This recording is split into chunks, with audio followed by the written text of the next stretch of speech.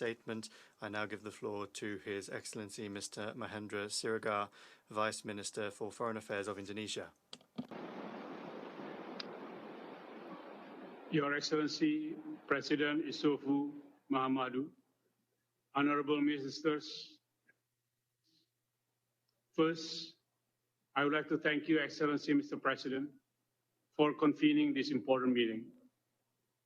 I thank the UN Secretary General and the Chair of the African Union Commission for their comprehensive briefing. This meeting is timely for at least two reasons.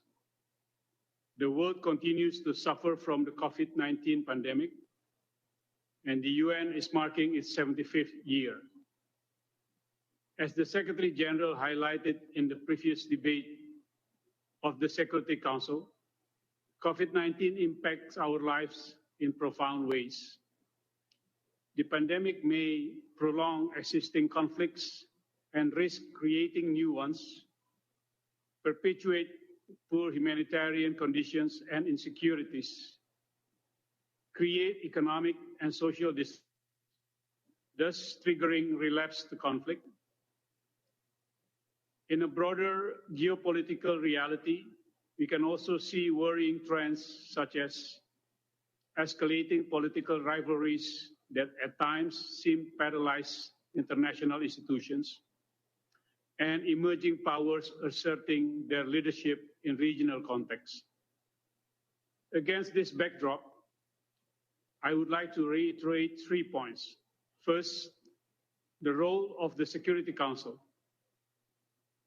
The UN has, since the outbreak of the pandemic, utilized all tools in its disposal to respond to it.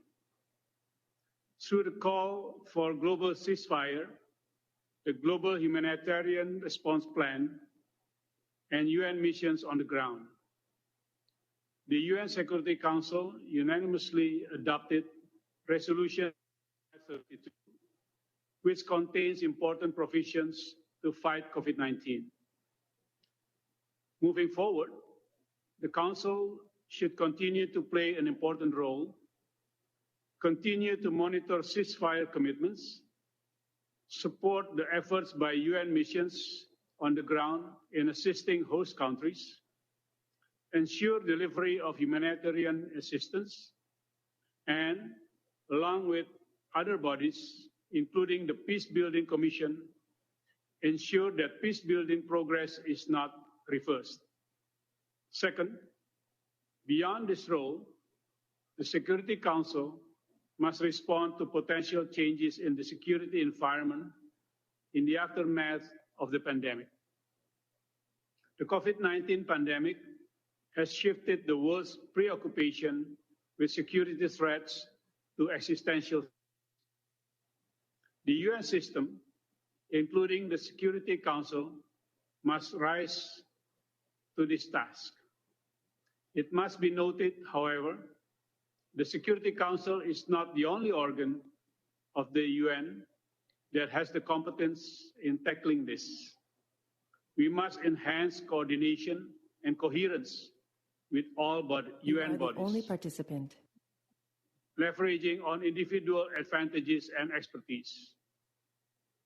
Synergy and division of labor based on individual mandates and competencies are crucial for avoiding overlapping and working in silos. We must ensure that the Security Council remains responsive, adaptable, and action-oriented.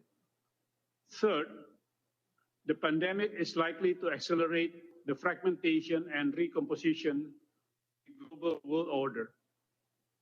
While urgent and coordinated international response is needed more than ever, unfortunately, power frictions may reinforce the factors that render many UN bodies dysfunctional. This may result in further erosion of trust in global institutions. Some even may argue for total overhaul of the principles and commitments to the global governance system. Yet, currently there is no alternative structure to better coordinate global response to the pandemic or other global calamities. Thus, a more realistic approach will be to explore room for improvements. To this end, Indonesia is of the view that it is important for the UN to remain fit for purpose, enhance its relevance. This means, inter alia, better representation to ensure inclusiveness, enhance effectiveness, transparency, and accountability. The UN system must also deliver results beyond rhetoric. In the short term, focus must be given to facilitating access to affordable vaccine and treatment. In the longer term, we must develop a long-term comprehensive strategy to recovery and resilience. It should also continue anticipating an unpredictable future. This requires a far-sighted leadership, adaptability, and a strong early warning capacity.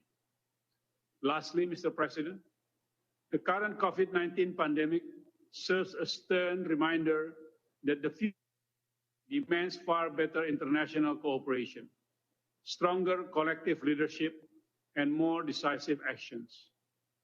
It exposes the shortcomings of the multilateral system and at the same time shows what we all can do to overcome those weaknesses. Thus, the post-COVID-19 global governance that we wish to see is one in which everyone works together with a renewed sense of global solidarity, unity, and responsibility for the benefit of all. I thank you.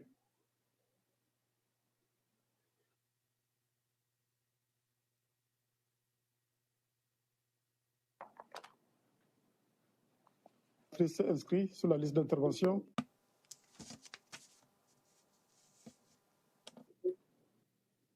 Je ne me trompe pas. The United States, if I'm not mistaken, with the United States.